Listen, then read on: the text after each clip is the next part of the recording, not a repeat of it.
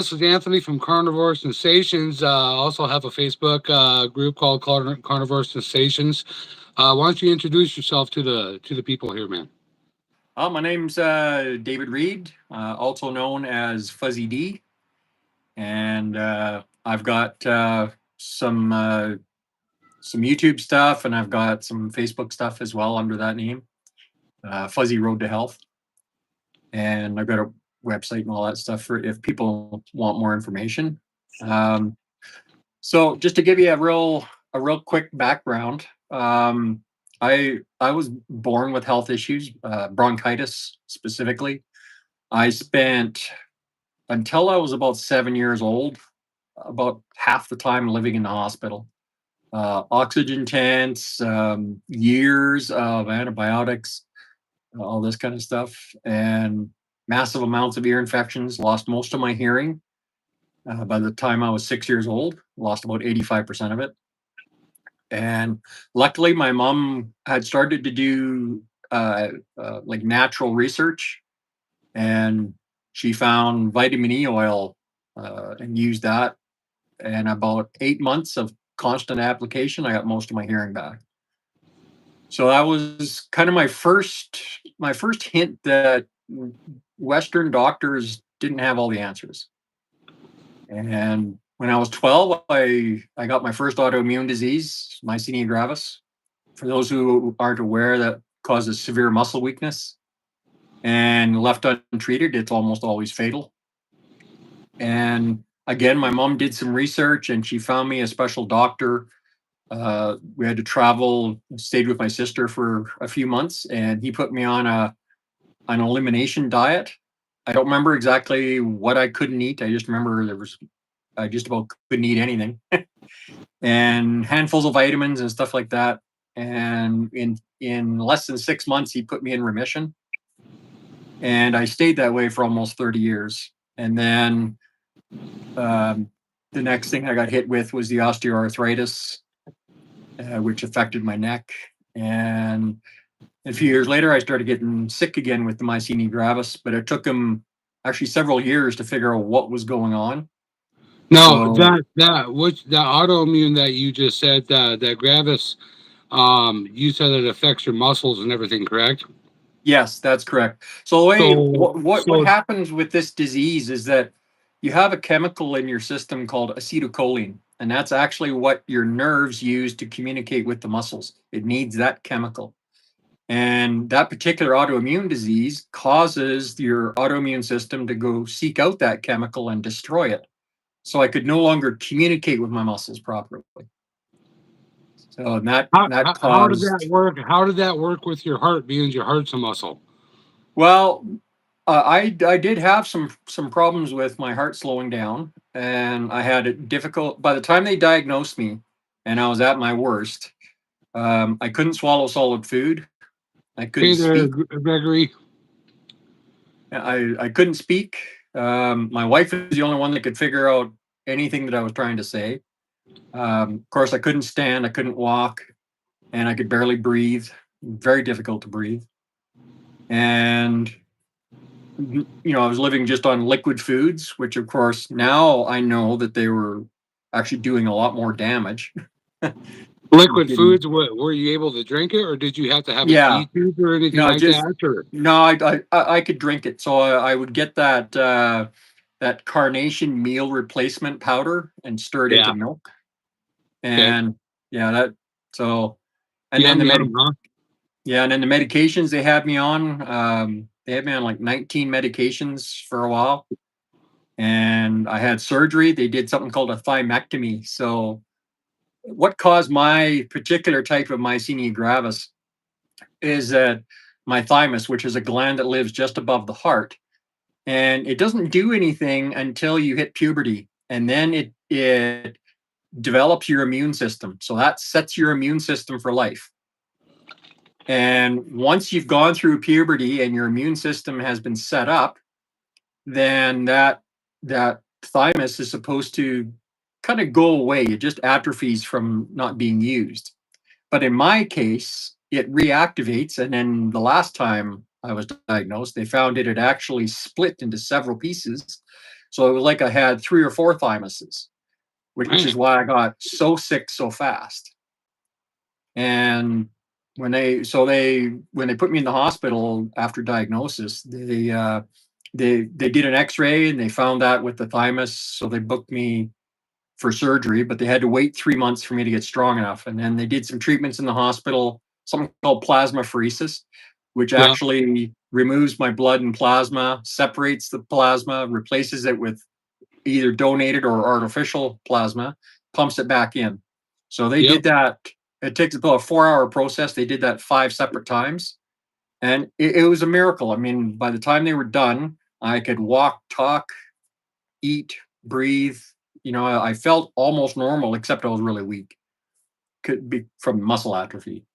Right. Right. But I mean, other than that, I felt pretty darn good. And then they did another series of treatments 3 months later, and then immediately into surgery. Because I was 540 pounds, they couldn't go in remotely with the instruments. They had to cut me open and the rib spreaders and the whole 9 yards.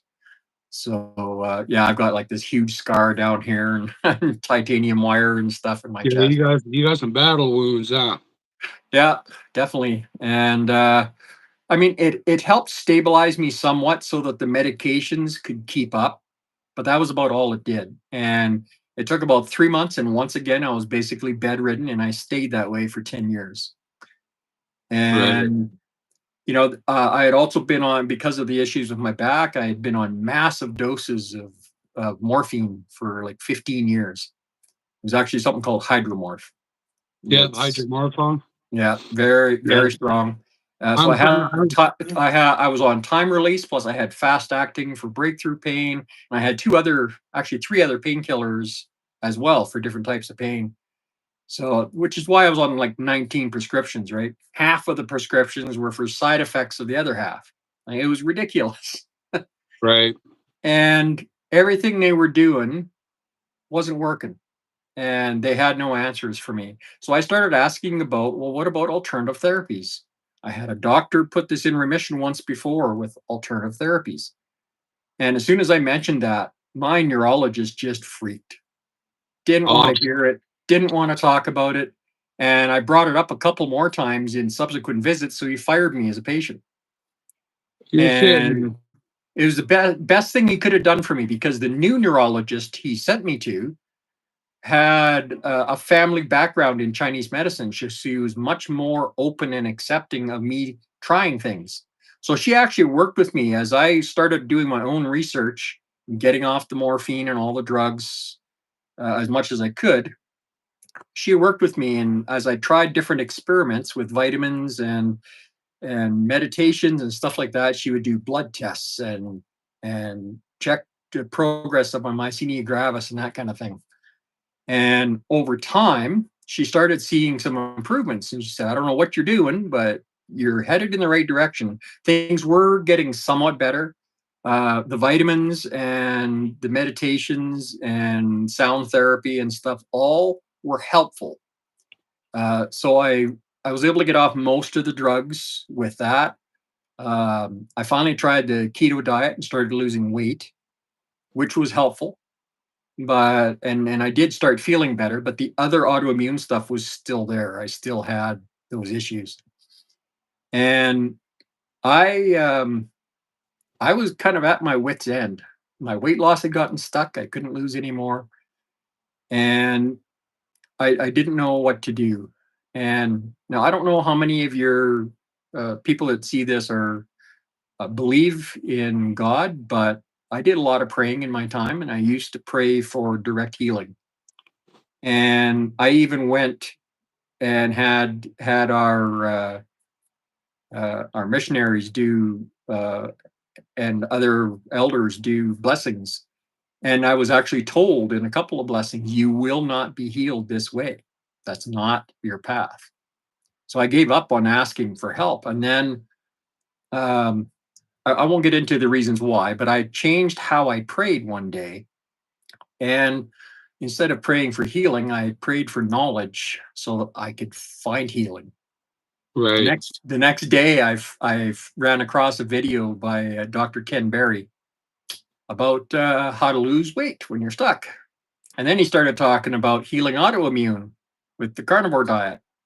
And something clicked inside of me, and I immediately knew this was the answer I'd been searching for. I don't know how I knew, but it was like somebody flipped a switch in my chest, Right. and I just knew this was the answer. And I talked to my wife about it. She was extremely unsupportive, to Yeah. say the least, Yeah. because she had been indoctrinated by all that nutrition dogma that's out there that is so wrong. So, she was afraid I was going to die of a heart attack in a month if I did this. But I said, we've tried everything else. I'm still bedridden. I can't live like this anymore. I've got to do something. It's my body. I've done the research. I'm going to try it. Yeah, And I completely understand where you're coming from, man. Because I tell you what, at 713 pounds, when I in the hospital fighting for my life, I can completely understand and feel every emotion that you just talked about because I was in the same boat, and I literally, I consider myself as a religious person, but I'm not outgoing religious. I believe that there's something out there. I'm not exactly sure what's out there is what's out there. Like whether it's God or whatever it is, but I know that there's something out there. You know what I'm saying? There has to be to me. And I found myself doing a lot of what you're talking about in that situation. Like I did a lot of praying uh, and all that kind of good stuff. And I completely understand what you're coming from, man. Like it's not an easy deal by any means. It's I really feel for you, man. Like I truly honestly do. Yeah, I understand exactly where you're coming from. Yeah. Anyway, yeah, continue. well, it took about 2 weeks, and I got up one morning and I reached for my vitamins and suddenly discovered my hands and my wrists didn't hurt. And I looked at my hands, and for the first time in 20 years, I could actually see the tendons and the veins and arteries in my hand. I hadn't seen them in 20 years. And same with the rest of my joints. The swelling disappeared in my ankles.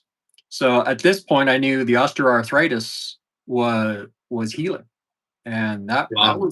that was pretty huge. One of the painkillers I was on, I think gabapentin, if I remember, was for Yeah. the arthritis, and yeah, it just started going away, and it went away almost overnight when it did. Like it was the day before I was in pain. The next morning I woke up and it was just gone, and the swelling Like a was gone. like it was just like a light switch, wasn't it? Like Yep. you just woke up and boom, it's just like what the hell? Like Yep.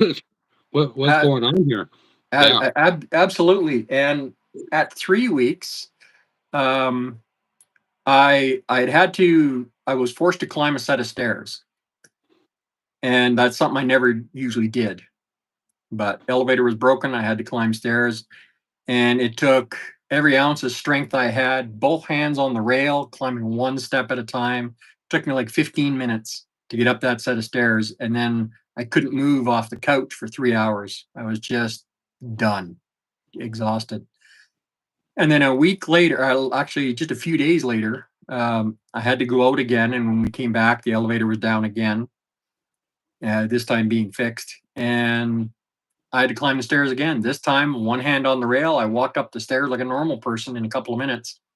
And I Wow. recovered in like 10 minutes afterwards.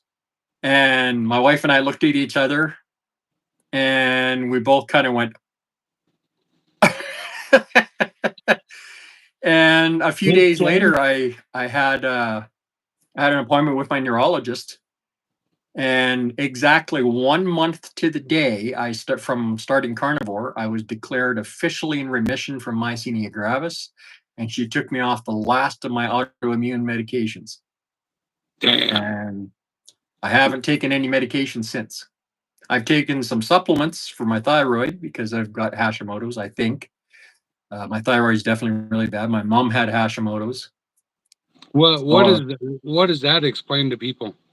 Hashimoto's is another autoimmune disease, and it affects the thyroid. So you can't properly produce the thyroid hormones.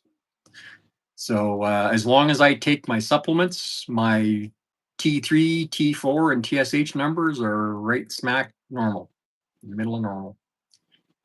Okay. And if I go off them, then it starts to come back. But that's the only supplement I have to take. What do you? Just one second. What do you have? Give it up. Stop the answer to bathroom. Give it up, young man. Come on. Now, put it back. Hey. Give it here. Now.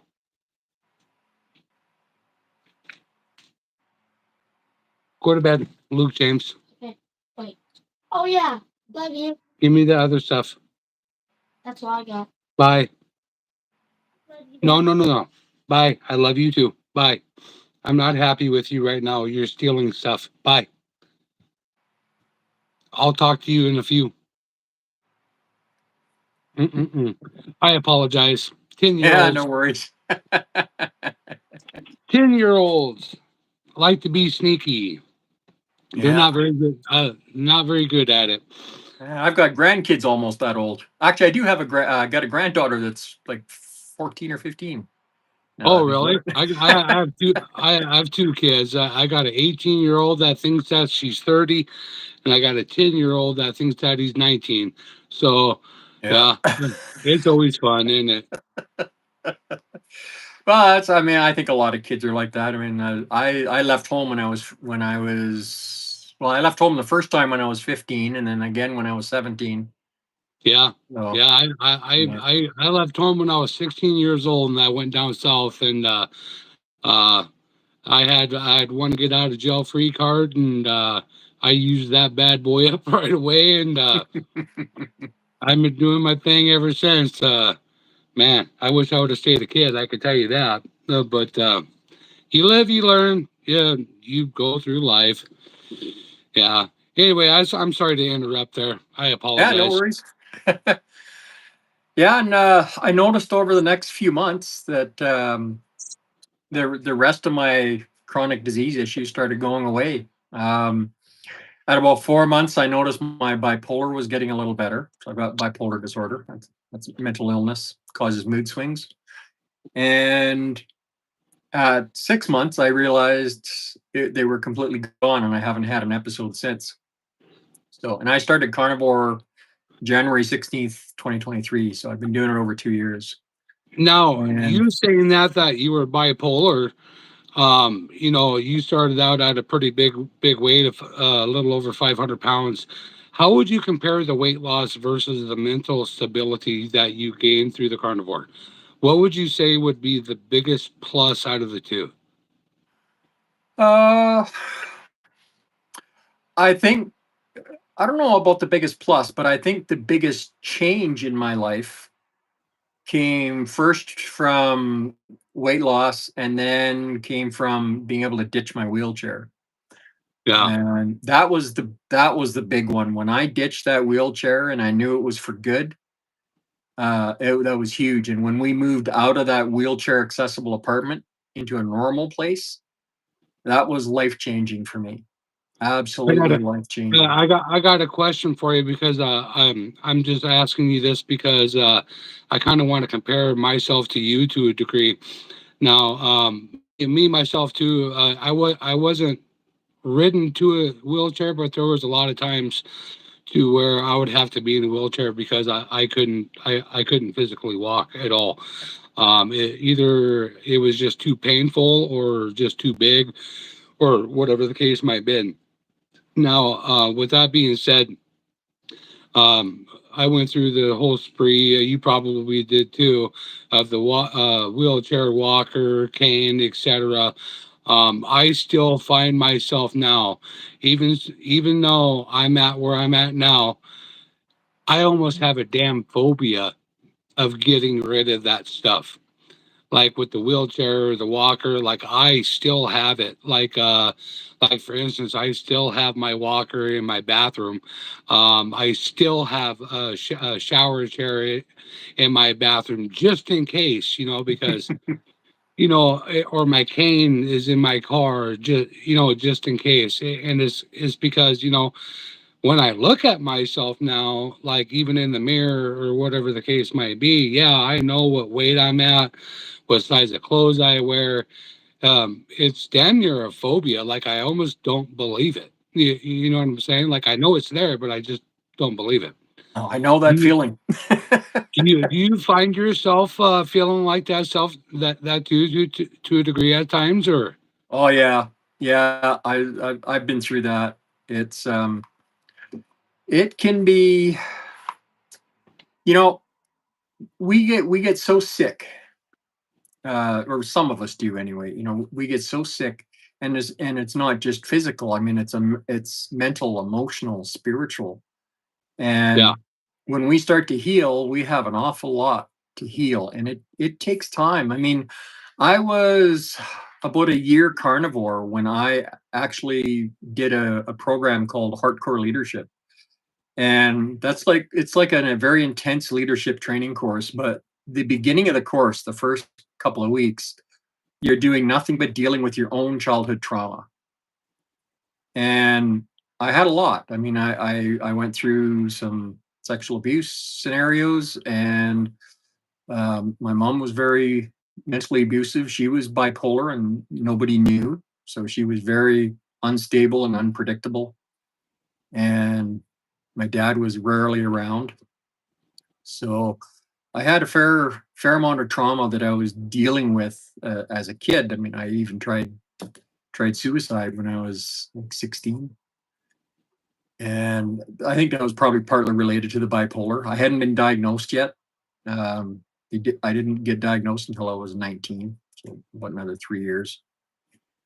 But yeah, I mean, I had a lot to deal with, and that was part of it. If I hadn't of taken steps to deal with that emotional trauma, I don't know if I would have been able to stick with carnivore, because I had um, some real serious issues going on, just behavioral stuff and unresolved anger issues and that kind of thing. And do you find that those issues had a contributing factor to your weight gain? uh no, not really. I mean, my weight gain was caused by two primary factors. One, the food I was eating. I was eating standard American diet, lots of sodas and stuff like that. So lots of sugar, lots of crap, lots of ultra processed foods. And the other factor was the autoimmune diseases that developed.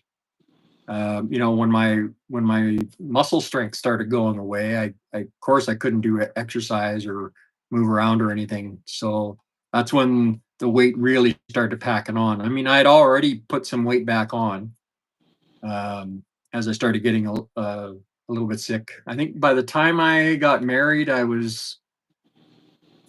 probably gotten up to about 300, which is actually where I'm at now.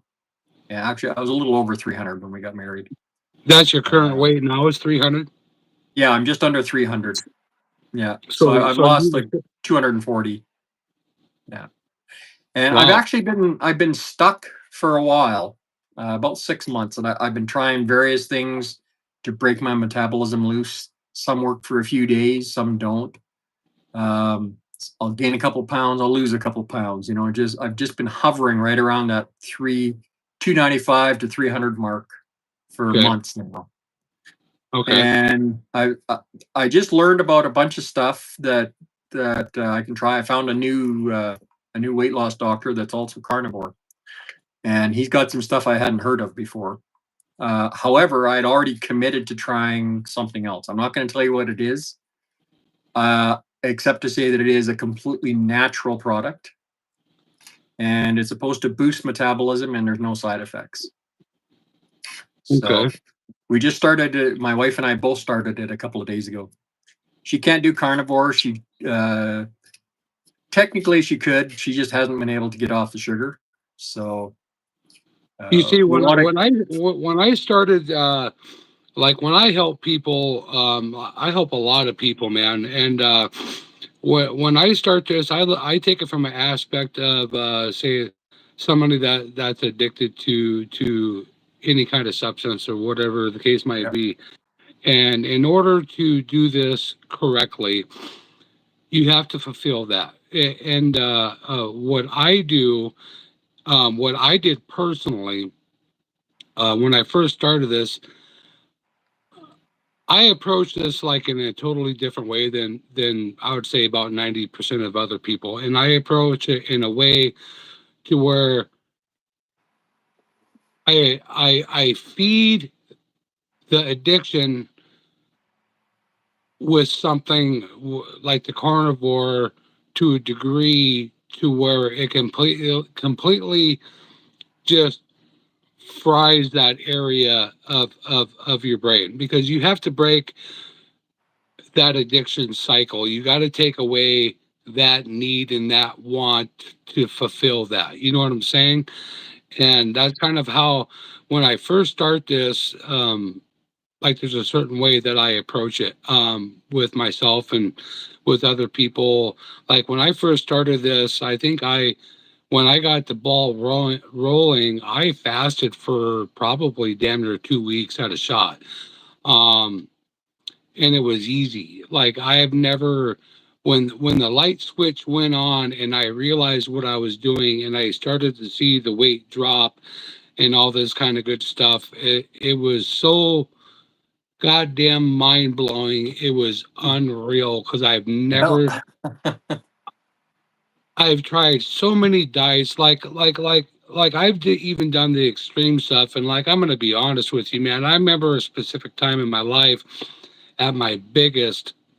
I remember sitting at home, in the end, in my first daughter's mom.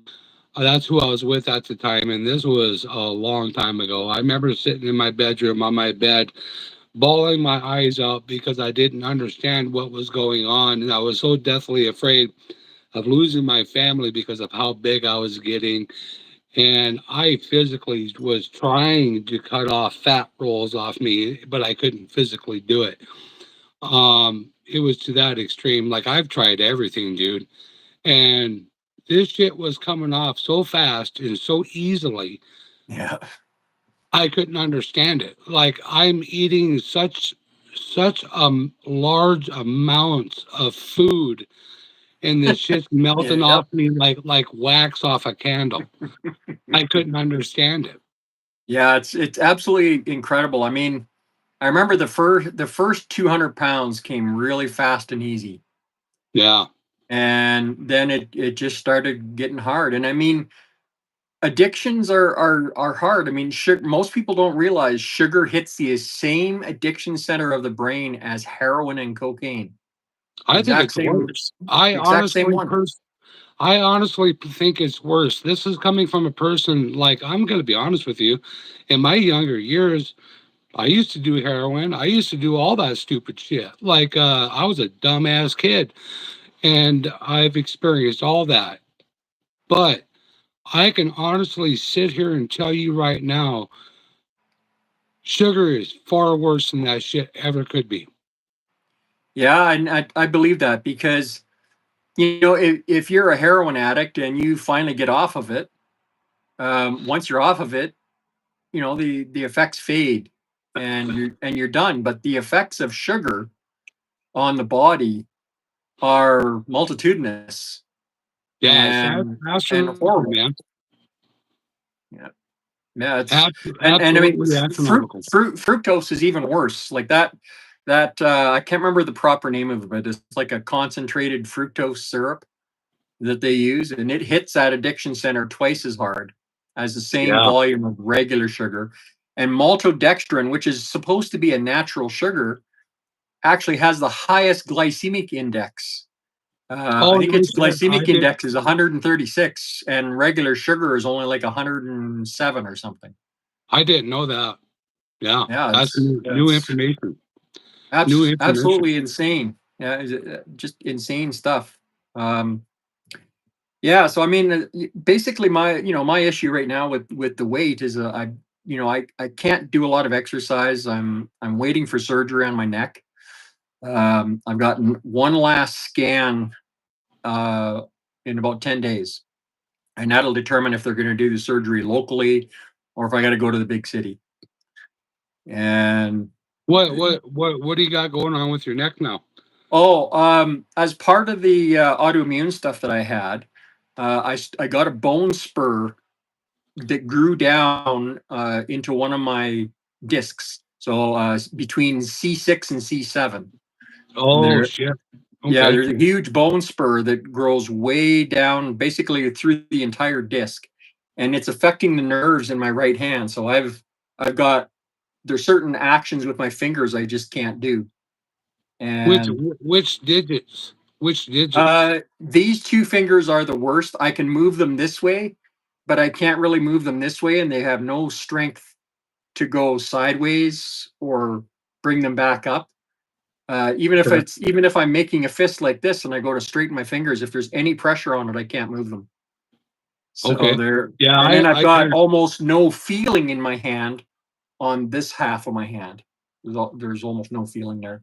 So they did like nerve conduction tests and MRIs and all this stuff to confirm that yeah, there's definitely a big issue there. And so what they have to do is they got to go in through the front actually when they do the surgery, in yeah. between the artery and the esophagus, and they'll pull that bone spur and disc and garbage out of there, clean it up, and then replace it with a titanium spacer, and then fuse it all together. So it'll take See about back three months to heal. See, back in the day, there, my mom, she kind of had the same thing going on with her neck too. And with you, they cut her right here, and they replaced all that stuff with goat's bone. They never did it with titanium; they did it with goat's bone. But this was shit. I'm 43 now. This I was probably what 17 then, 18 then, something like around there. So it's been quite a while. So hopefully they've improved a lot Yeah. on that aspect. Well, I may not think very much of Western medicine when it comes to metabolic disease and chronic illness. They don't have a handle on that. They don't really know much at all for the most part. No, A few doctors do, but most of them don't. Um, well, what were we just talking about? you were Sorry. talking you were talking about you having that neck surgery coming up here. Yeah. Yeah. There was something else I was getting to, and I've lost it now. Oh, it's all good, man. Still I happens got occasionally. Yeah, it happens to me all the time. Like I got stuff like coming across and bouncing me off the head all the time, and I forget it the moment it leaves my noggin. So yeah, and I could be right in the middle of mid conversation too, and be like, "What? I was just saying something Squirrel. to you." Anyway, continue. Yeah. Yeah, it's definitely been quite the journey. There's stuff that's healed that just shouldn't be able to heal according to medical science. Yeah, Oh yeah, that's what I was getting to. Yeah, like Western medicine for metabolic disease is terrible, but Western medicine for orthopedics and structural stuff is second to none. yeah, And pretty on point. yeah, I mean, they rebuilt my leg after my motorcycle accident with new techniques that I mean, at the time they were brand new. I was like the first Canadian to ever get this particular type of surgery, and it was brilliant what they did. I mean, my leg from knee to ankle was completely crushed, and they had to pick bone off the road and out of the guy's grill and stick it in a freezer for later use. Man, And all the veins and arteries were torn out. And normally that's a death sentence for your leg. Usually that oops, much James. removed, they would, and they were actually going to remove my leg. And I was freaking out in the emergency room. And a doctor showed up who wasn't even supposed to be there. He had gone to the lake with his wife and he forgot the keys to the house or the boat or something. I don't remember. So he had to come back to the hospital to his office to get his keys. And he saw me freaking out in the ER. And he had just gotten back from a medical convention 2 weeks previous, where he learned this new technique that they used on me. And so what they did is to replace all the veins and arteries, they used umbilical cord from newborn babies. And because it was fetal tissue and full of T cells, they didn't have to tissue match it. Right. So I've never had to take any anti-rejection drugs or anything. And I've got about 6 feet of umbilical cord in my leg. No shit. And yeah, and they drilled in all these pins from the outside and held it with an external fixture to wait and see that the veins and arteries were going to heal. Once they confirmed they healed, well, 3 months later, they went back in, they took some bone out of my hip, took the bone out of the freezer, jigsawed my leg back together, put a bunch of titanium wire and clamps and stuff in there. And they told me it would be about 3 years before I could walk normally. And I managed it in one. Not because I'm special or Superman or anything, just because I've always healed fast. My bones seem to heal quickly. Don't know why, they just always have. I even process medications much faster. Like I woke up during my second surgery. Was it second surgery? No, first surgery. I woke up halfway through the first surgery No shit. because I blew through the anesthetic.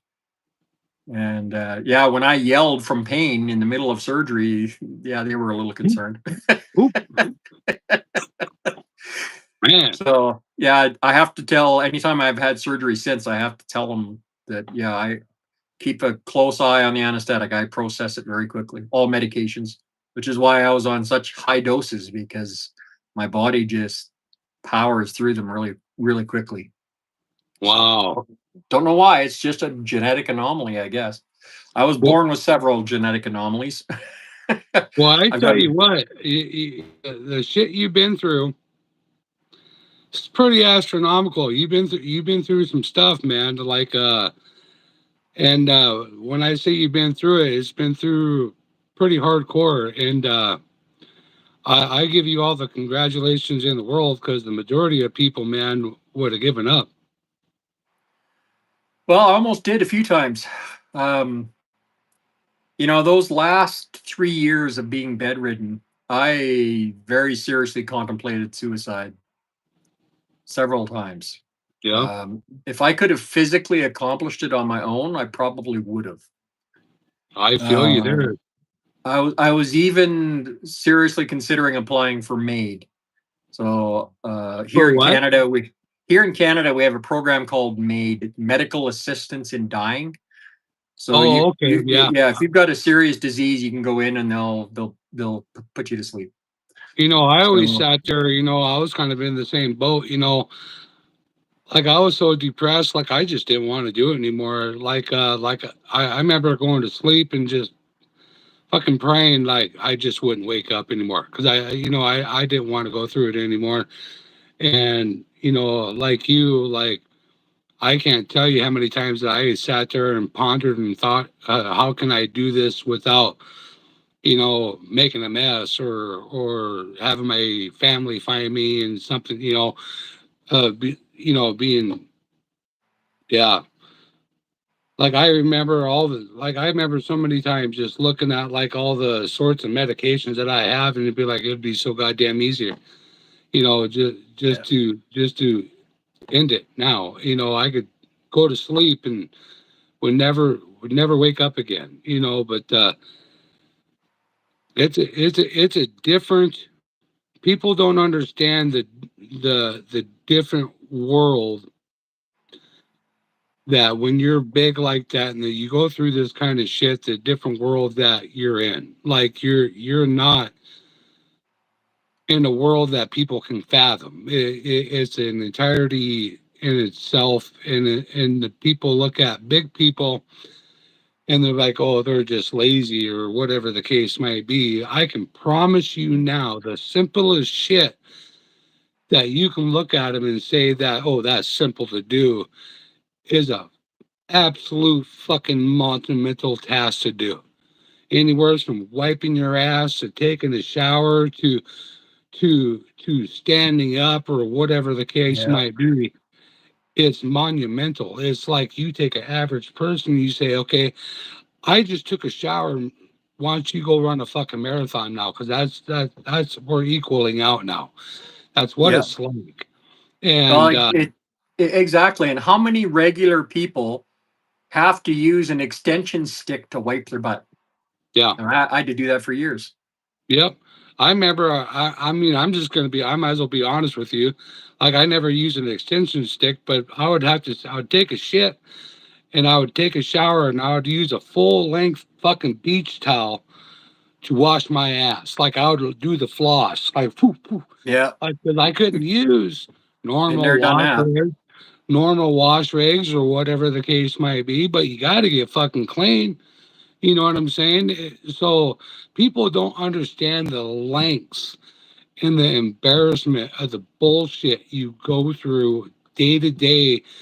Literally every fucking. I remember the first time in years I was able to lay down in a fucking bed.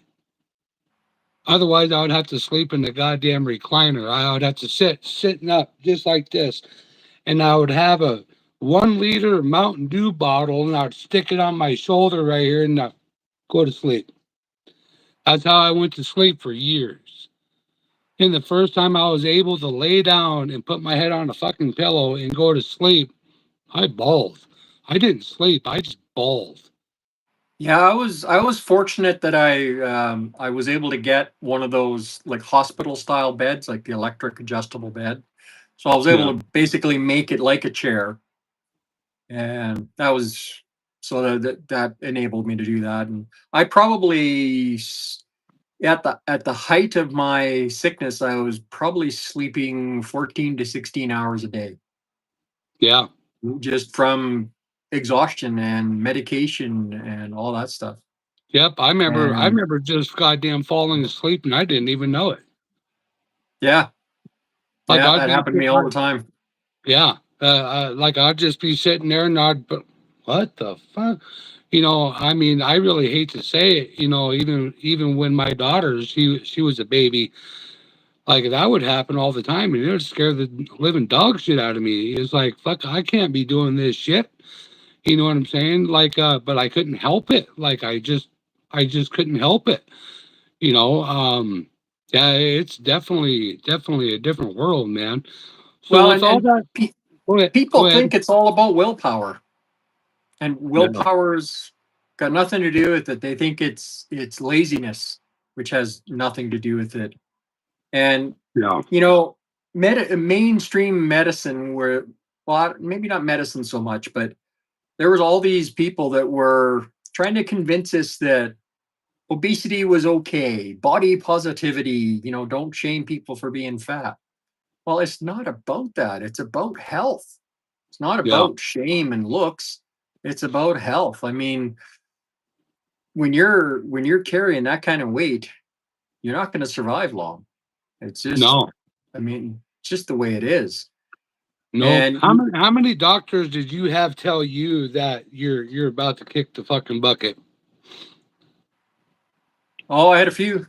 Yeah. Yeah, I me too. and Like well, what almost every what what doctor. what's hilarious is after I went carnivore and started healing and dropping all this weight, um, I went to my doctor, and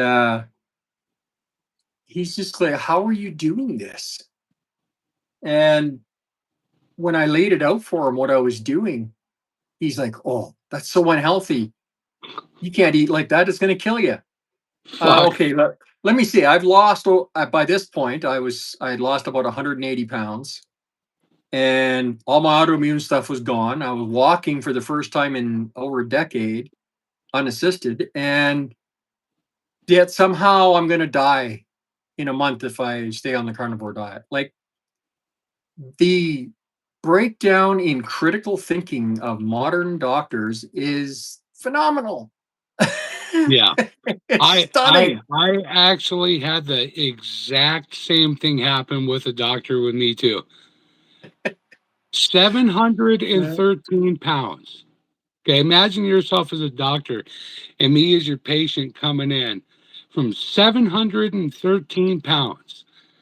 Okay, drop down. I can't even remember what weight I was, but we'll just use it what I'm at now, 200 pounds. Okay,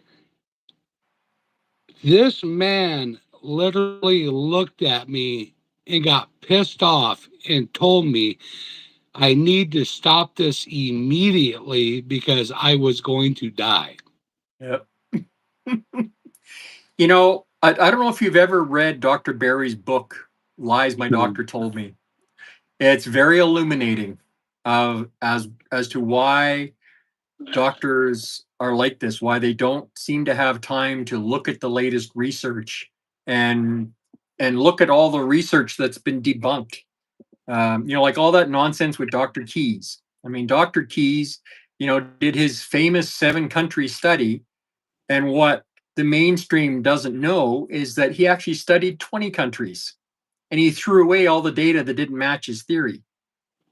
And then that corrupted study became the basis of our modern food guide. I think it was it 1954 or 55? President Eisenhower had a heart attack. So Dr. Ansel Keys had this bright idea that it must be meat and fat because the president was known to eat a lot of steak, fatty steak. So that had to be the culprit. So he set out on his 7-country study or 20-country study and just completely ignored mitigating factors like, the populations he studied that were having high incidences of stroke and heart attack and artery buildup. Yeah, they were eating meat and fat. They were also smoking like chimneys and eating tons of sugar and sweets. Yeah. Like, hello. you know, he did no actual randomized control trials. He did epidemiological studies that were flawed from the get-go, and yet that's accepted as gospel in modern nutrition science. It's ridiculous. The Yeah. average medical doctor gets about 40 hours of nutrition training in 7 years of education. Oh, I believe it. I'm What is surprised. wrong with I'm this surprised picture? that's even that. Yeah. Well, some doctor I've heard from some doctors that said they didn't get any nutrition training. But most doctors in North America, they get about 40 hours of nutrition training. Most people don't realize that the medical schools are heavily funded, like 70 or 80% by the pharmaceutical companies. So the Oh, hell pharmaceutical yes. companies have a huge influence on what gets taught in the curriculum. Yeah. And that's part of the reason why we're in the situation we are. Yeah. It It's to me, it's all just utter greed. That's all yep, it is. absolutely. Utter greed. Agricultural That's all it is. companies and big pharma and insurance and big medicine, they're all working together to keep us eating crap food that they can make huge profits on, which keeps us sick, which keeps us needing doctors, keeps the insurance companies going, and keeps us needing medications for life. Yeah. This is what they've built the medical economy on. And we're suffering because of it. I mean, I lost 15 years of my life because of bad information, because of Yeah. corruption and ignorance and greed. I And look at it like this. I look at it from this aspect. If what would my life be like now if I was taught and knew the right information from the get go? yeah, yeah, my Where would mom I was be? almost there. She knew about health food and stuff, but she was still dealing with bad information. She was under the impression that we had to have all these vegetables and fruits and stuff. So she was growing our own to make sure it was vine ripened and no pesticides and all that stuff, which is admirable and it certainly helps. Right. But it was still bad information. And she thought honey was so much healthier than using sugar. And in some respects, it can be, but in very specific contexts.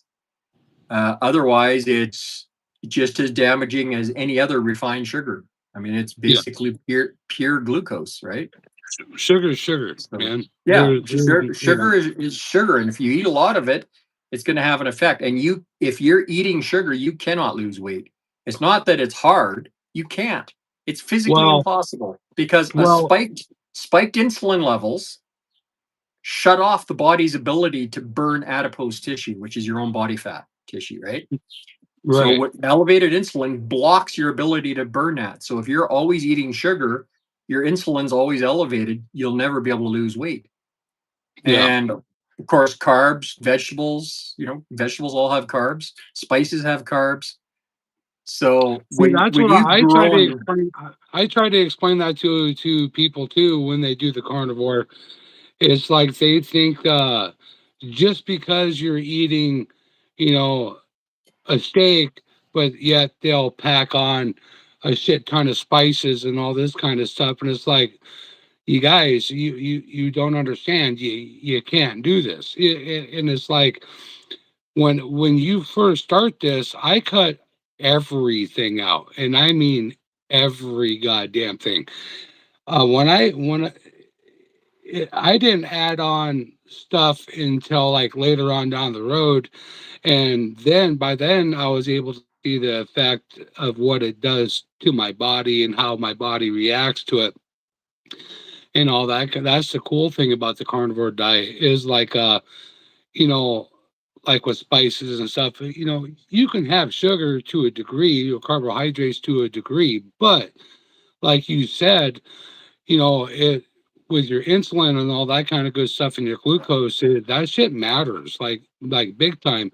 And it yeah, doesn't take much. But now, I've been doing this carnivore for over 3 years, and I'm at to a point now to where like even if I decide now, it's a special occasion. I decide I don't do it, but if I decided to have a little tiny bowl of ice cream or something stupid like that I shouldn't have, right? It's not going to affect me because my body is so regulated to the carnivore. It processes it way easier because that's not all I'm consuming. You know what I'm saying? Like it's well, yeah. Plus, if you're having that bowl of ice cream, you haven't had one in like a couple of years. So yeah, that's not, your body is designed to handle a lot of stuff temporarily, yes, right? But yes, it's not meant to deal with plants 7 days a week, no, 365 days a year. Like it doesn't work that way. It wasn't meant to be that way. Plants have a short season where they're viable, where you can eat them. But nowadays, with modern greenhouses and worldwide shipping, you can get this stuff all the time. And we weren't meant to eat that way. You no. know, we, and You want to hear? You you want to look hear at something really weird? I'll tell you something really weird. Back before I started the carnivore diet, like for instance, like cucumbers, man. I loved cucumbers, like loved them.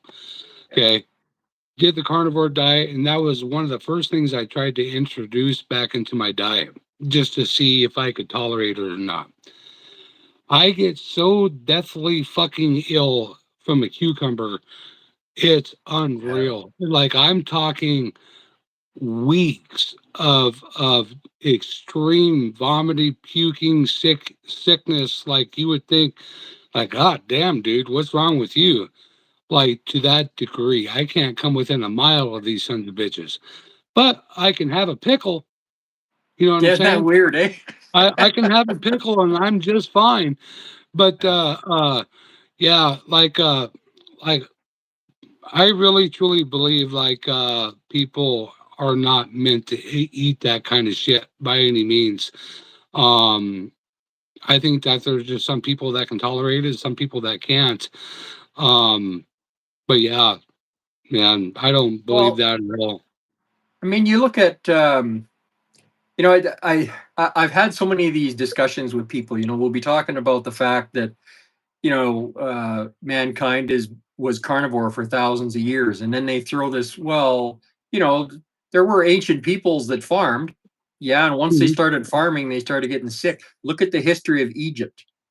when they became agrarian and started doing all this farming and eating all this honey and breads and fancy, very modern like foods, right? That we're used to, they started getting all these heart disease and cancers and all these chronic diseases. They were getting sick like crazy. Mental Right. illness was running rampant in Egypt. It was terrible, and it was all because of their diet. Yeah. When there are still tribes today that are carnivore. You look at the Maasai tribe, right? They're still carnivore. They consume blood, meat, milk, and fat and water. That's it. And so Yeah. they're very clean and pure. And now there's a neighboring tribe that used to be part of them. They're genetically identical to the Maasai, but they eat modern standard diet. And they are much shorter, much sicker, small. Their muscles are smaller. They're not as strong. They get sick. They die early. Yet, if someone from that other tribe intermarries with the Maasai tribe and lives with the Maasai tribe and eats like they do, they get healthy and their kids grow up healthy and strong. So you tell me, what's the difference, right? Right. And you know the nonsense that people trot out to try and support modern dietary dogma is unbelievable. I had this big discussions on threads today with a bunch of people, a couple of them doctors that knew nothing about metabolic science. They really didn't. And yet they're sitting there telling me all about their education and how smart they are and that they know I'm wrong. But they can't explain how I healed. Right. That's exactly what I say too. I was diagnosed with multiple myeloma. I was in protein positive, and since I started the carnivore diet, that is literally fucking vanished. Like all sorts of shit. Kidney failure with the EGFR of 3, and I'm not totally out of the woods yet, but I'm like this close. I figure another year and I should be considered having normal kidneys. That's what I'm predicting. Like just all sorts of shit, but doctors can't say that it's impossible, but I've done it. You know what I'm saying? Like Yep. I go every 2 weeks now and I get a blood work done, just to make sure everything's up to snuff and all this kind of good stuff. And you cannot tell me that this eating this way doesn't work. It's not beneficial. I cannot believe that every single doctor on this fucking planet does not suggest this to their patients. The doctor that I'm with now literally has sent people that his patients to come talk to me about losing weight. Yeah. Literally. Yeah. It's crazy how most doctors are just they're so mired down in what they were taught in medical school. They won't look further. They won't look at the research. I actually brought research into my doctor, pages of it with links and everything, like actual modern random control trials. And he wouldn't look at them. When I asked him why, he said he wasn't allowed to, that the Alberta Medical Association dictated what sources of material he's allowed to use in his practice, and he cannot stray. So it's the Really? Are you government that's locked down many of the doctors. It's well so in unfortunate. Canada? How does that work up there in Canada? Like I'm assuming is kind of like you have a network of doctors. I'm assuming in that they're just a yeah. Is Yeah, that it's kind of how? all yeah. Medicare in Canada is all free. Some medications you got to pay for if you don't have the right kind of coverage, but most medical stuff in Canada is free. The problem is right now the economy is so bad, money's so tight that you wait forever to get anything done. I mean, this issue with my neck cropped up, uh, gosh, over a year ago, and I'm only now getting close to surgery. Like, it took Wow. forever to get any tests done, and it takes weeks for me to get an appointment with my doctor because he's so busy, and because of financial constraints, he only works in his actual office 2 days a week and then spends the rest of his time either working ER or in a special orthopedic practice where he does specialty stuff. So, and in Canada, if you don't already have a doctor, it's damn near impossible to change doctors, especially when it comes to family doctors. There's too few of them. When a new doctor rolls into town and opens a practice, they're full with patients in Book. hours. 2 or 3 hours, they're full. They can't take any more patients. And Wow. that's kind of the story here. Like, the medical system is gasping in Canada right now. It's terrible. So, Well, I'm one glad that you're on the brink of getting it done and taken care of. Like, most definitely, I had a friend of mine. He lives up in Canada, and he has a real bad deal of Crohn's, and it took him. Shit, I haven't talked to him in years now, but when I did talk to him, like, it was astronomical on the amount of time this man had to wait for the simplest shit. And I'm like, wow, man. People say that, oh, it's Canada, they got free healthcare, it's blah, blah, blah, blah, blah, blah. It's shit, from what I know. Like, Yeah, it's right absolute now it shit. is. Yeah. I Like, I mean, I remember a absolute. time when you used to be able to call the doctor and get in the same day, and and you didn't Right. have to wait for surgeries and stuff for months or years. And I mean, right now there's people in Canada that literally die waiting for necessary surgeries or treatments.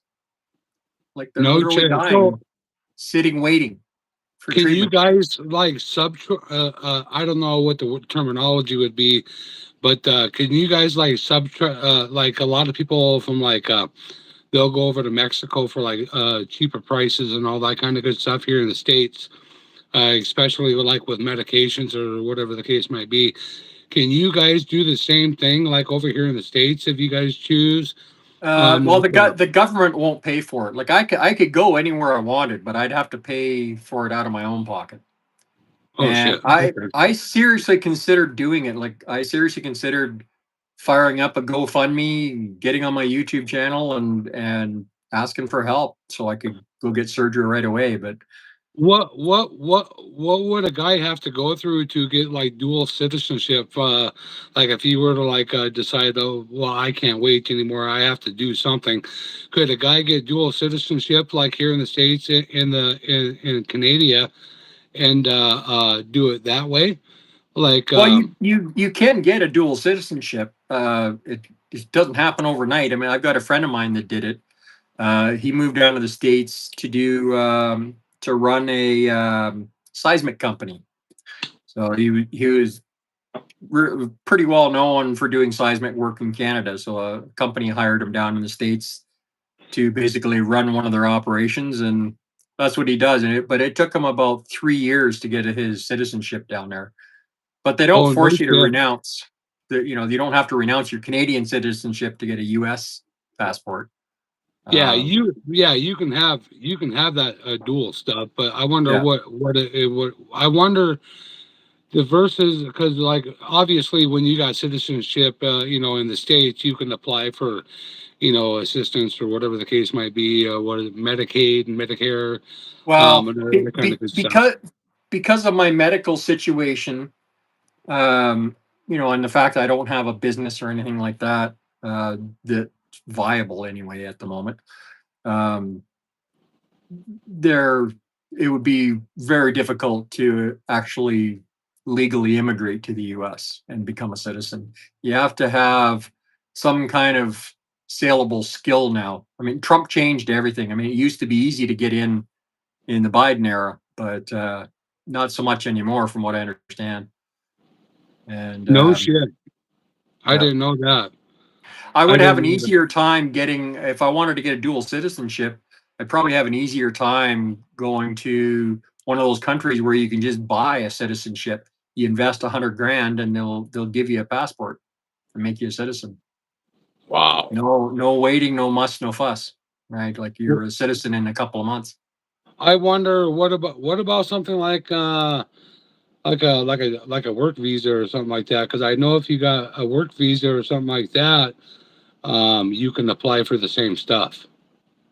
Well, I wouldn't need a work visa to go down to the States to get surgery, if I had the money to pay for it. Well, I Now, if mean, I was looking, I'm talking more of a sense to be able to jump through hoop to get it all paid for. You know what I'm saying? Just like you would in yeah, Canada. well, it might be possible, but the amount of time that would take, uh, I would I would already have the surgery in Canada. So, uh, Man, you know, I I mean, didn't. I would have to have a job to go to, and because of the situation with my neck, I can't even sit at the computer for more than about an hour before Oh no I can't shit. move my hand anymore. So yeah, Oh, I'm a video editor by trade. I mean, I edit videos and design special effects plugins for that video editing system, and oh I shit. can't I can't do the I'll work have right to now. talk.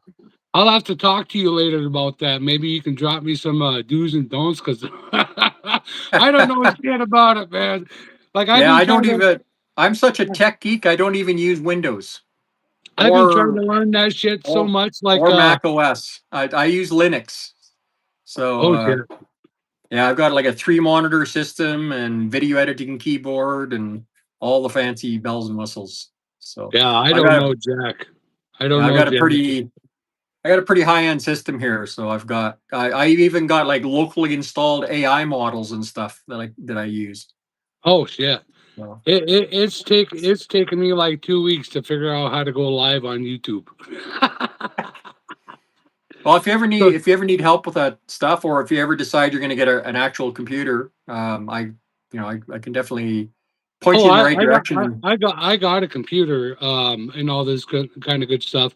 I'd be doing this video on my computer, but shit, nowadays it seems like everything's programmed and the software is designed for mobile phones. And in order to do the stuff on YouTube, you got to download this software. You got to get this software, and you Well, have to upload it to this and do transfer it over to this. And it's kind of like, God damn, man, I just want to talk to people and help people out. You know, well, Jesus. there's a pretty simple solution that I use on the computer. So I've got a program called OBS, stands for Open Broadcasting System, and it's free, completely Huh. free. And it handles all the stuff. You can do live streaming to multiple sources if you get some extra plugins. You don't need a plugin just to live stream to one place. And you can put in multiple cameras and microphones and all that kind of stuff. So I've got all that stuff. I got 2 cameras and a professional mic. And What kind of cameras you got? oh, they're just very basic. I've got like an Aver Media 4K webcam. It's pretty high end. And then I've got another cheap one that I bought a long time ago. It works. It's 1080p, but the color is a little off on it. Yeah, I got two And different cameras. Well, I got three. But the main I got a Panasonic. A Panasonic camera. Then I got a Canon T7 um, that I use. Then I got some GoPros and my phone. So yeah. yeah, it's well, like I use the combination of the OBS and Zoom. I've got a subscription for Zoom, and I can take the full Zoom session and put it into OBS and then stream it. So I can have a whole bunch of people on at the same time, or I can just have one, or I can just be by myself. I can actually use the virtual camera within OBS to use with other programs that require a better camera view. Like my camera doesn't give me the ability to punch in for a close up, so I do that with OBS. I can stay out a fair ways, or I can zoom in really tight just by Right. hitting a button in OBS. Right. So So OBS and Zoom are a wonderful combination. So I'll have to write that down. So to ask you another question here, what would you suggest to somebody that is it was in the same position that you and I were in, and they're just and to that point, and they're just now finding out about they've heard about the carnivore diet, but they're really unsure um, about the steps to take. What if you could talk to them now and be in front of them and knowing what they're thinking and knowing what they're going through? What would you say to them? Well, I would tell them that doctors are just people. They don't have all the answers. And there are some doctors that have the answers you're looking for. And here they are. And I'll usually list off at least a half a dozen different carnivore doctors that they can follow and learn from. And another important piece of advice is when they say, well, how do you stay motivated? And it's just like, well, I was so sick and carnivore healed me so quickly and so well that going off of it for me would be a death sentence. Yeah, So I don't need any more motivation than that. That's not to say that it's easy. I've definitely had my struggles, but it's a simple diet. It's just not necessarily easy. And it just it works. It works for almost everybody that tries it yeah, and does absolutely amazing things. I mean, it healed so much, from 19 prescriptions and bedbound for 10 years to free and ambulatory and medication free and all these diseases gone. Like, that's pretty hard to beat. would you say would you say is damn near a miracle that Oh, absolutely. I mean, I healed things that Western medicine will tell you can't be healed. And yeah, I've done it multiple times with multiple diseases. Like, um, once you have the knowledge, once you see it, you can't unsee it. right, My best advice if you're going to try the carnivore diet, do not jump into it like I did with both feet. I mean, I got the keto flu. I had massive headache from sugar withdrawals. It was a rough couple of weeks until everything settled down. So what I usually recommend to people is transition slowly. Start increasing your meat and fat and start decreasing other stuff. And over a period of 4 weeks, you should be able to fully transition to pure carnivore. Follow it for 90 days. If you don't have positive changes by then, you're not going to. yeah. But I I, can I would just say about guarantee you will see a big difference. I would say they would feel things way sooner. To me, like when I did this, like it was damn near immediate that I Yeah. was feeling different and seeing positive things. Oh yeah, for Like me too. yeah, Yeah.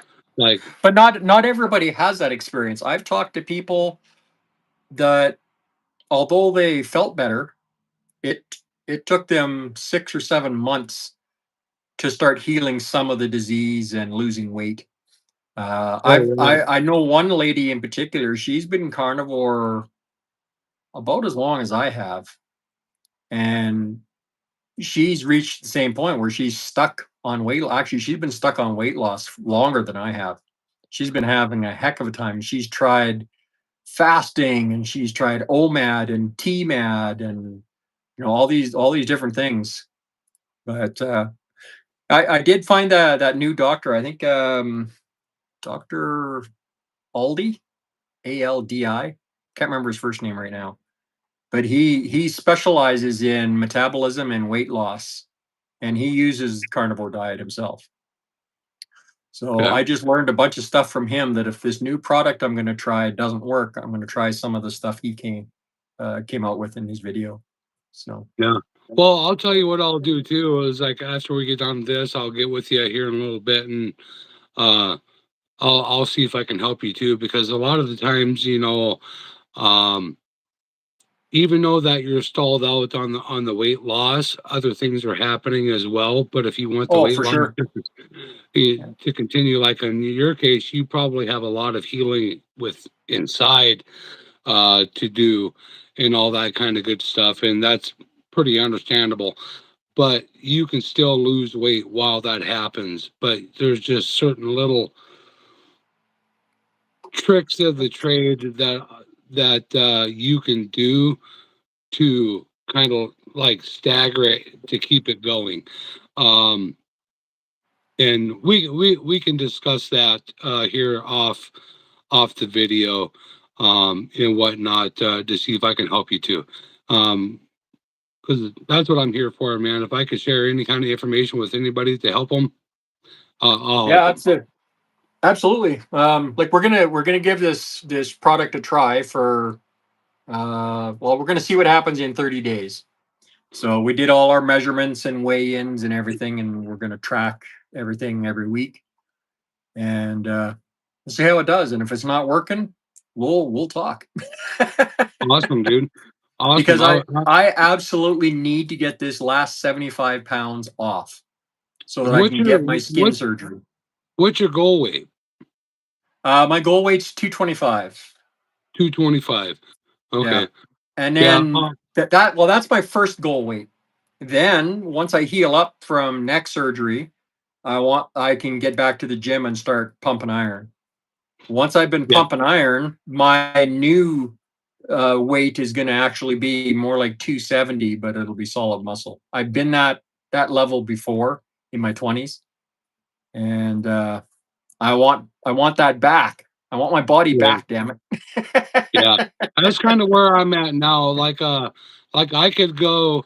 I got scheduled to get skin removal to do a 360 skin removal, but I got to quit smoking, and I don't know if I'm mentally ready for that yet. I'm just kind of taking my time on that, but I got everything. As soon as I quit smoking, I'll go in there and get this shit lopped off, and Oh, quitting smoking is brutal, man. I did that. yeah, I was a 4 pack a day smoker, ooh, and I quit. Oh gosh, must have been 35 years ago. yeah, And for the first 6 months after I quit smoking, every time I worked out really hard, my skin would get sticky from all the tar and nicotine coming out of my body. man. It was terrible. I coughed up crap out of black gobs of crap out of my lungs for almost a year before they Oh, I finally fully believe it. cleared. I mean, I believe a it. pack of matches would last me for weeks because I lit one cigarette off another. You know, Wow, I'd use man. like 3 or 4 matches a day was it. No shit. Yeah, Yeah, it all I got was. to do is quit smoking, and I can go get this lopped off. I don't know what it's going to take. I kind of thought about going to see a hypnotist or something like that to see if something like that would help to a degree A hip a hypnotherapist works for a lot of people. or There's something. I don't also know. my brother actually was able to quit smoking by going to an acupuncturist. So Oh they no actually shit. put these acupuncture needles in his ears here. He had one on each side here, and then he had a couple others, and they left them in for a week, and he stopped smoking within a couple of days. He was done. Never smoked again until he No died. shit. Yeah, I'm gonna have to go try it out. Something has to help because I think that I'm gonna have a really hard time doing that. I know I what. No, had well, when I quit, for me it was I had started work. That was when I first started working out again in my 20s, and I'd gotten this. I bought this. Actually, no, I started off with an old 3-speed bike that somebody gave me, and then I rode that for a couple of weeks, and then I went to a pawn shop and I bought a mountain bike, and I started riding that, and every time I went up a hill, I was coughing a lung out. So I had like a half a pack of cigarettes left. I threw them in the garbage. Never had another one. But yeah. I had a motivation that I wanted to for once and for all, I wanted to get in proper shape, and I knew I couldn't do that while I smoked. You just had to goddamn say that too. Goddamn, get in proper shape. Now I'm sitting here fucking thinking, goddamn, you're doing this half-ass. You're being a pussy, Anthony. Oh my god! Now you just got me thinking on a whole new goddamn level, dude. Hey, Oh, I was already back at the gym when this issue with my neck cropped up. And it was devastating to me because I was just starting to feel good and I was starting to build muscle and get some strength. I was on my way. And then I did too heavy of a certain type of exercise that involved it was a sitting cable row, and oh yeah. I was using too much weight, and it shifted that something in my neck, and boom, I had instant pain in my arm a few hours after my workout, and then the numbness started and the weakness started, and it just went downhill from there. So, God damn, man. That's crazy. but it's just a bump in the road because with the research I've done, I now know that human beings are genetically disposed to live to about 120, not 70 or 80. Yeah. And if we're eating properly, we can reach it. You Fuck, know, man. you look I've at been people through in I history that have gotten that old, and it's usually because they eat a very clean diet. yeah, but I then I jump off the track there and I think of it like, God damn, I've been through so much goddamn shit. I don't know if I want to live that goddamn long, you know what I'm saying? Like I don't know what Well, that road is holding, you know, like when the living is so much easier and better, why yeah. wouldn't you? You know, Well, like it's probably has to do with not that it's going to happen. It's just the phobia of the what ifs. You know, yeah, like you know as well as I do, going through the shit you've been through and all this stuff. That shit is forever burned in your goddamn head, and you'll never goddamn forget it. Um, and it's just there. You just learn to live with the shit, and it's like.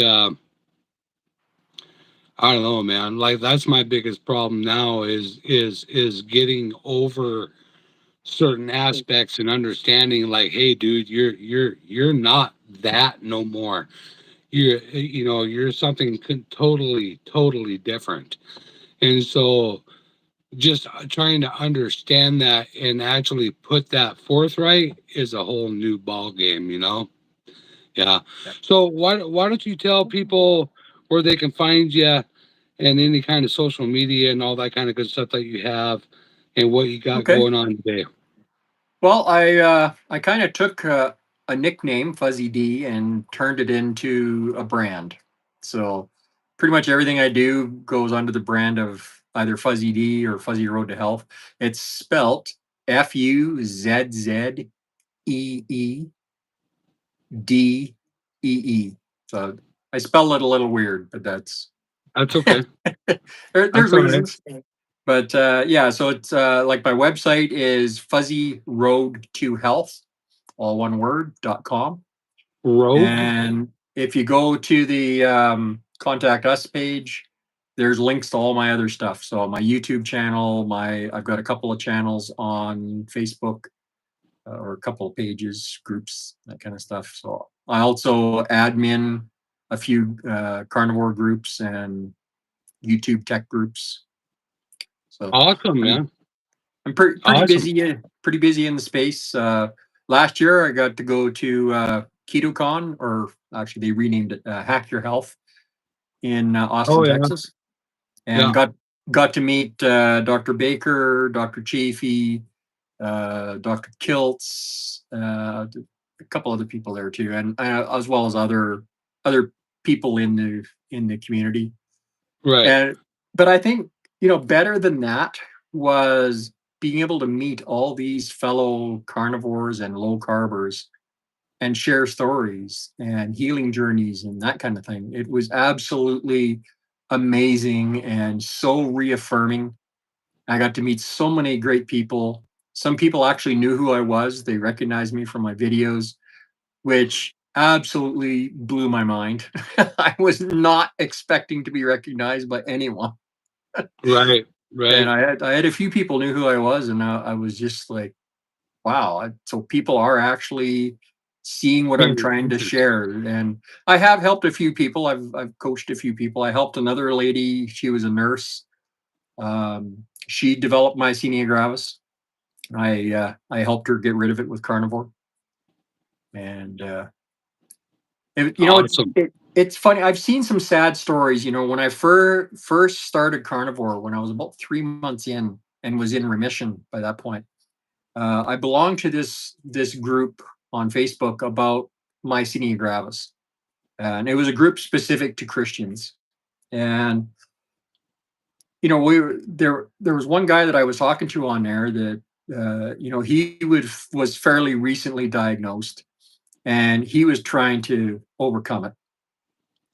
And so I was telling him about the vitamins I had used and these different things. And then actually we knew each other before carnivore. And then after I started carnivore, a couple of months in, and he tried it and went into remission.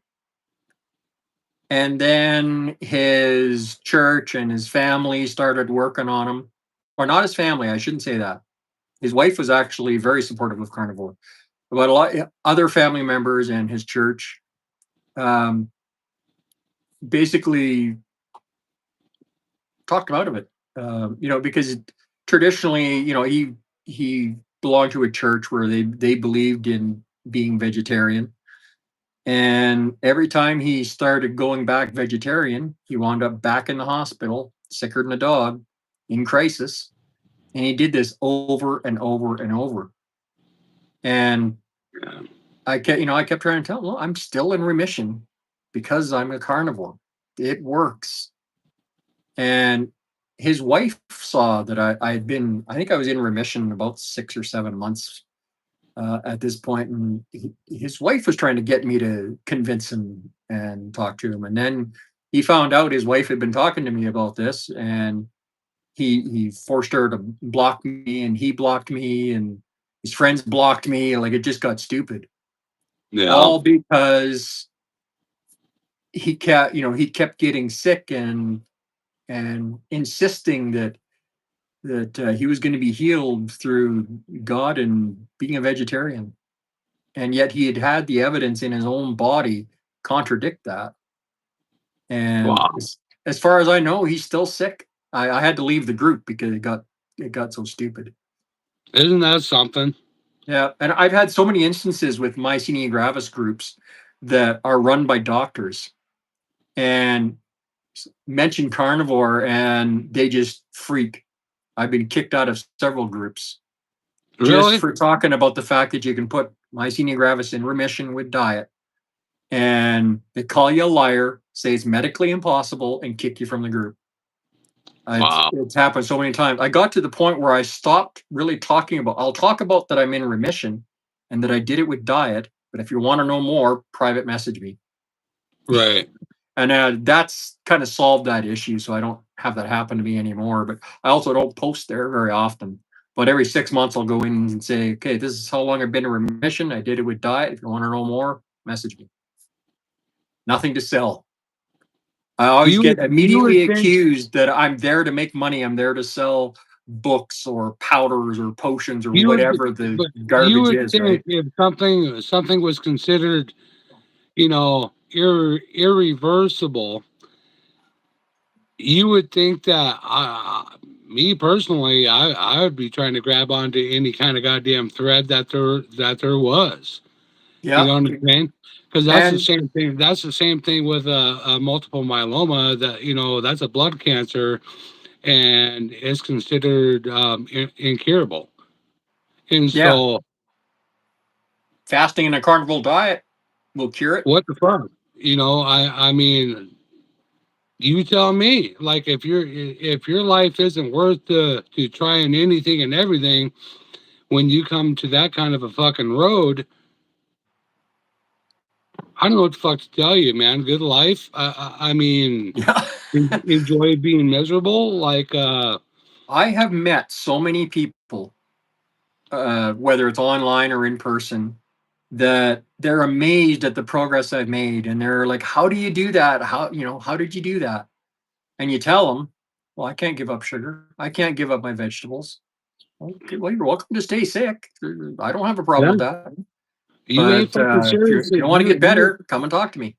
Yeah, you're not fucking serious about your health, dude, by any goddamn means. Like, and I really feel like until like in our position, I was faced with something so fucking dire to where like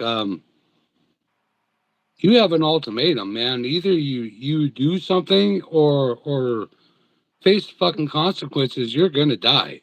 Yep. That's just all there is to it. Yep. So take a pick. Well, you want to go out swinging and trying, or do you just want to die horribly miserable? And it's like it's no fun until you've been there, until you've been into the positions that we were in. You just don't know, and Well, that's yeah, that's it. You don't know what you don't know. yeah, And the sad thing is so many people, when you give them the information, they're so brainwashed they can't accept it. You know, yeah, they've they've been indoctrinated with all this nutrition dogma over their entire lives. And when you try and tell them, look, you've been fooled. yeah. It's easier to fool someone than it is to convince them they've been fooled. Yeah. Even That's even just now, even now, man, knowing what I know and been through the shit that I've been through and made the leaps that I have leapt, it almost seems like a goddamn fairy tale. You know what I'm saying? It almost seems half unreal. Like I'm still waiting to wake up and go, oh fuck. yeah. This is all shit was all a goddamn dream. But like really, and I'm being dead ass serious. Like it Yeah. really plays a fucked up part in my mind to where this is some sick fucking game. My mind's playing on me, but I know it's not. But you know what I'm saying? You Oh know, yeah. it, And I think any of us that are recovering from severe health issues goes through this, right?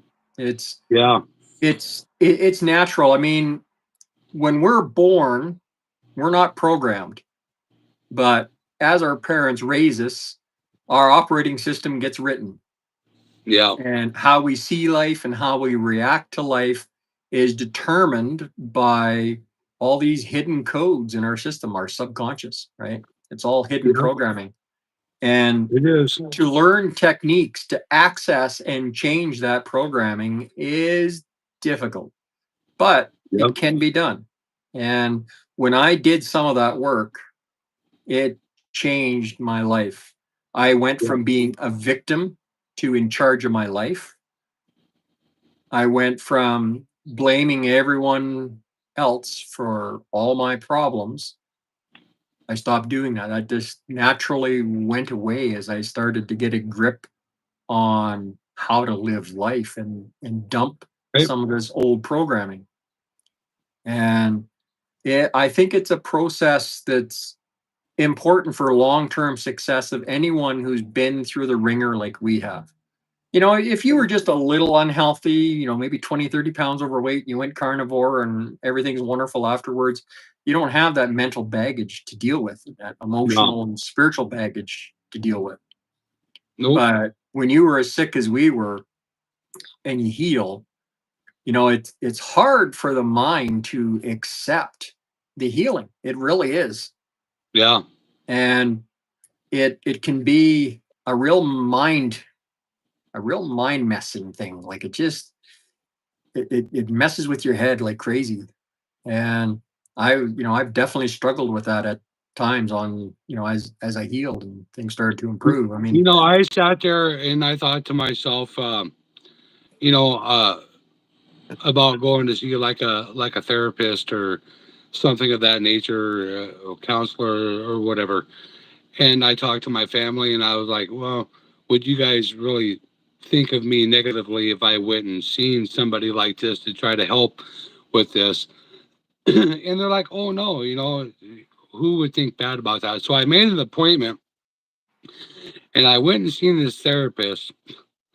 I walked in there, and I don't mean to be mean, I don't mean to be rude or anything like this, but when I went in there, this lady was probably 400 plus pounds. And I'm sitting there trying to talk to her about all this weight loss and the mental stability of trying to accept this and that. And she really didn't have any answers for me. Like, Not she couldn't, surprised. yeah, she couldn't really tell me anything. So that was the last one I went to. I'm like, God damn, I'm just gonna have to do this shit on my own. I know when I was a kid, I've spent dozens of hours with therapists, and probably over 100 hours with therapists actually throughout all the years. And yeah, it was helpful, sure, but it didn't change much. It wasn't Yeah, until I went through that very confrontive, difficult process of dealing with the childhood trauma that things really started to change. I made more progress in 3 days than I had in hundreds of or dozens of hours of therapy. Like it was yeah. an incredible process. I won't talk about the stuff in the program, but the results of it were Worth it. miraculous. Yeah. Yeah. You want to? I'll tell you something too. Is that I'm at the stage to where, like I told you, that I'm all set up to go get the skin removed and all this kind of good stuff. But I'm going to be honest with you. Um, I'm kind of scared of it, to be honest with you. Like, oh, like a to the point to where it'll become. See, now when I look at myself in the mirror, I don't see what everybody else sees. You know what I'm Yeah. saying? And so when this happens, I really feel like it's going to be a real shock to me, and I don't know if I'm going to be able to process it. Well, Yeah. and they're not going to be able to do it in one surgery either. Well, the You're majority probably of it, gonna they you're gonna will. need at least three surgeries. Well, the 360 they'll do in one shot.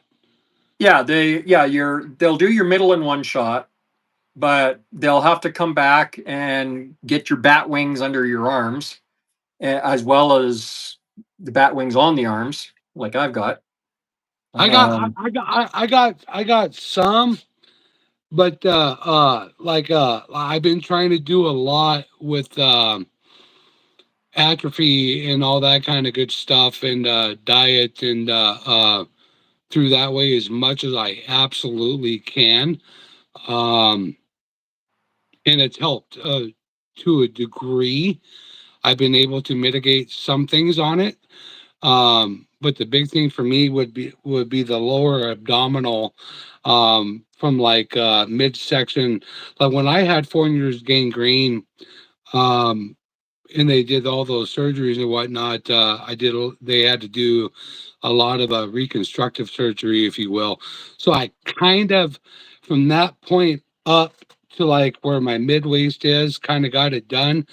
But from my um, lower abdominal up, I need to get done, and that's if I could get that done, I think I'd be pretty happy.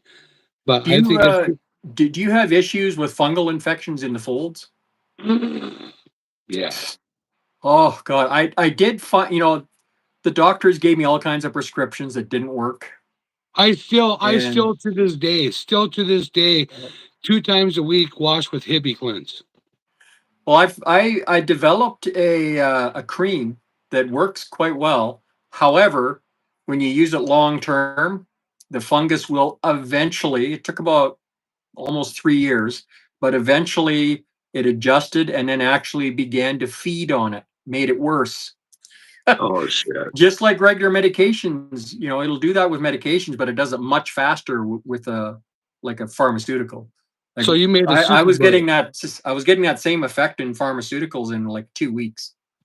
man. But yeah, now that I've lost enough weight, I'm actually controlling it just with constant cleaning with a cloth. Like I'll go in with a wet cloth a couple times a day, clean it up, shower regularly, lots of soap and water. Did you ever have to use shit like Dakin solution?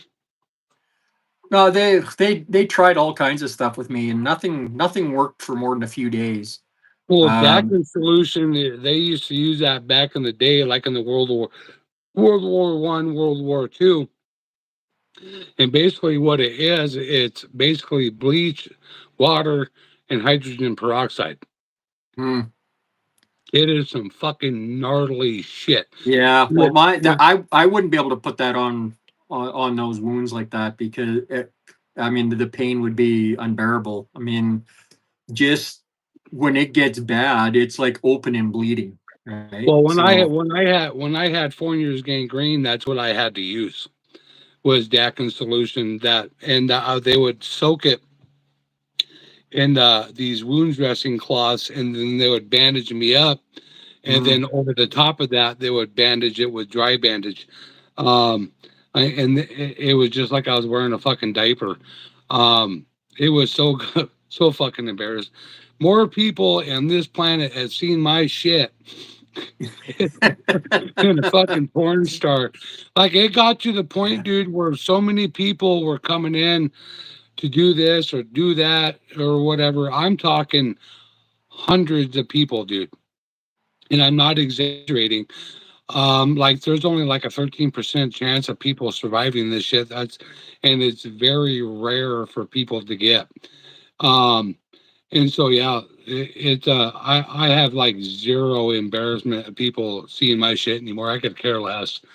Like whatever. My shit's on the internet, not because I got paid or anything, just because in the medical books. yeah, And I'm being serious. Um, yeah. Actually, that surgery that I had on my leg, actually, I'm in the. I don't know how many textbooks I'm in, but that case is I had to sign a bunch of releases, and they took a bunch of photographs, and I yeah, had to sign releases on case history and all that stuff. So. yeah, I get you there. The surgeons that there was three different surgeons that did my surgeries at the first one, and this is kind of morbid and kind of sick, but these fuckers come running out of the operation room after they were done, and they all took pictures, and my wife was sitting out there, and they were so excited to show my fucking wife what they've done. Like, you want to see this shit? And it's like you're flipping through their fucking phones and shit, and it's like you guys took pictures. They're like, oh yeah. Oh my. It's like, Yeah, they didn't have all that kind of stuff when I had my bike accident. That was yeah, back in '86. yeah, Cell yeah. phones, mobile cell phones in a car were barely a thing. Yeah, I woke up out of surgery, and that's the first goddamn thing that surgeon asked me, or the surgeons asked me, if it was okay if they kept these pictures. Yeah, it's wild, eh? And I'm Oh, you're oh, back. oh, I'm back. I get Yeah. timed out. Well, anyway, I think I'm going to end this here. Um, and Yeah, I think my whatnot. back's about done. So Yeah, yeah. Well, thanks for coming on, man. I really appreciate it, telling your story, and all that kind of good stuff. I feel like you have a lot to offer people. So, um, and I think you could help a lot of people, like as well as me. And I commend you for not stopping, and even though you had every right in the fucking world to just pull the plug. I've been there and I've done it, and I know what you felt and what you've been through, and it's not an easy thing. And you're a hell of a fucking warrior, dude. And keep on keeping on, and understand what you're doing. You're making progress, and don't give up, and don't stop doing what you're doing. well, I've always been uncomfortable with people telling me, how strong I am, and that I must be so strong to have gone through this. I don't see it like that. Personally, I didn't have a choice. I mean, Yeah. I had to go through it or die, right? So, Right. um, I don't know that I'm particularly strong. What I am is determined, and I'm pretty smart, I think. I've got a couple of brain cells rattling around up there, and I I think I can help people. And I do if I can too. help people, that's fantastic. A lot of people helped me when I first started. It makes And it all. It doesn't give it a justification, but it gives me a purpose. Like it tells me that I didn't go through the shit that I went through for fucking nothing. Like yeah, I can use it to help somebody so they don't have to experience the shit that I've been through. You know, and I'm pretty sure you feel the same way.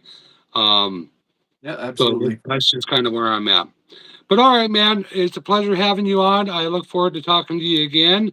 And if you need anything in the future, feel free to drop me a line. You know how to get a hold of me Yeah, and all this kind of good absolutely. stuff. All right, man. Same, same goes here. If you ever need to talk or you need some tech help, hit me up.